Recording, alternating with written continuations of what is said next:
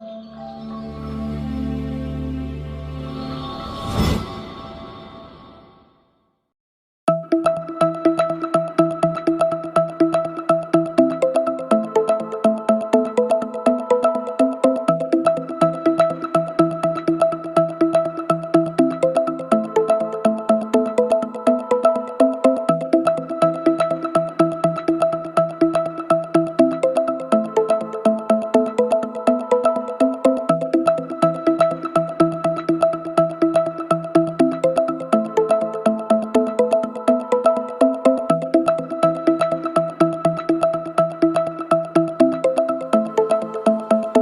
है आपका?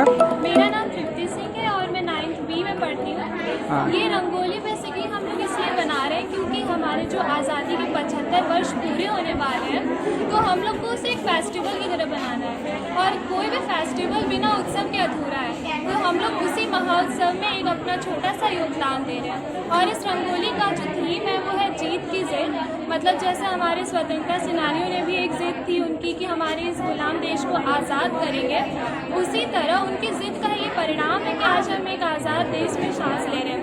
हम छोटे बच्चों की भी ये जिद है कि हम भी वर्ल्ड रिकॉर्ड बना के जो आज़ादी के 75 वर्ष भारत के पूरे होंगे उसमें भारत को एक नया मोड़ दें। इसलिए हम ये अभी हमारी छोटी सी शुरुआत है और हमारी कोशिश है कि हम वर्ल्ड रिकॉर्ड भी बनाएं। कितने लोगों ने मिलकर के रंगोली बनाई है? कितने हम बच्चे? 75 बडिंग आर्टिस्ट ने बनाया है और हमारे कला शिक्षक कौशलेश सर हैं उनके निर्देशन में, और हमारे कुछ गाइडिंग टीचर्स भी आए हुए हैं और हमारे ये प्रिंसिपल सर की मदद से।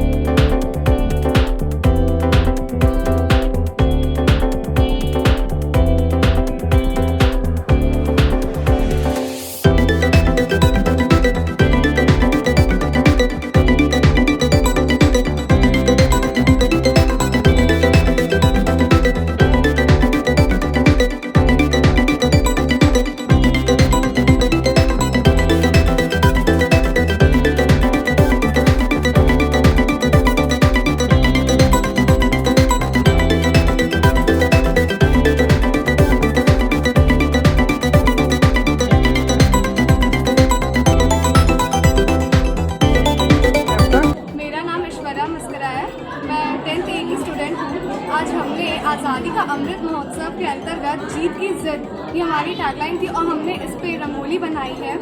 हमने 2500 स्क्वायर फीट की रंगोली बनाई है, 400 किलो आर्ट मटेरियल यूज़ किया है।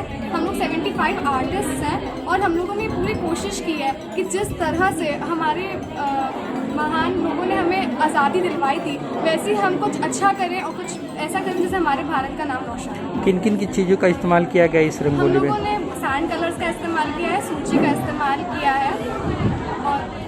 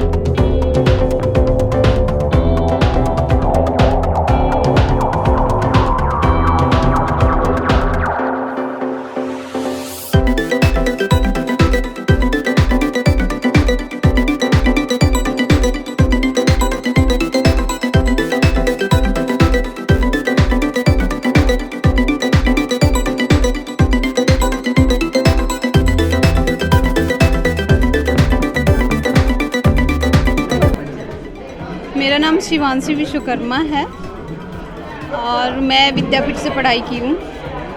मूवी में आप लोगों ने एक रंगोली दर्शाया, तो क्या उद्देश्य था और कौन कौन से मटेरियल?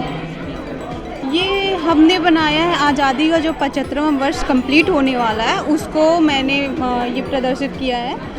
और इसमें जो कलर यूज किए गए हैं, जो सैंड कलर आते हैं नॉर्मल सा, वही यूज किया गया, ब्लैक एंड वाइट में पोर्ट्रेट किया गया है। लगभग कितने समय लगे ये पूरे रंगोली? ये तो हम लोगों ने कल से स्टार्ट किया था थोड़ा बहुत, और फिर अभी जाकर के 9 बजे करीब यहाँ पे आए तो फिर कंप्लीट हुआ, करीब 4-5 घंटे के। क्या उद्देश्य था और तमाम यहाँ वहाँ के लिए पूरा उद्देश्य क्या था? इसका ये जीत की जिद, जो एक हर एक इंसान जब इंटरेस्ट लेता है किसी चीज़ में तो उसको जिद पकड़ लेती है। तो वही चीज़ें हम लोगों ने बनाया कि अगर कोई चीज़ हम लोग करते हैं तो उसकी जिद होनी चाहिए और उसका जुनून होना चाहिए, जो कि जुनून होने के कारण काफ़ी अच्छा वर्क होने लगता है और जिससे दर्शकों को अट्रैक्ट करता है। जैसे पूरे रंगोली में आप लोगों के साथ क्या यहाँ के बच्चों ने भी आपका साथ? हाँ, हम लोगों के साथ यहाँ के केंद्रीय विद्यालय के बच्चों ने भी बहुत सपोर्ट किया है और हेल्प किया है। उन लोगों को बहुत ज़्यादा इंटरेस्ट है इन सब चीज़ों में।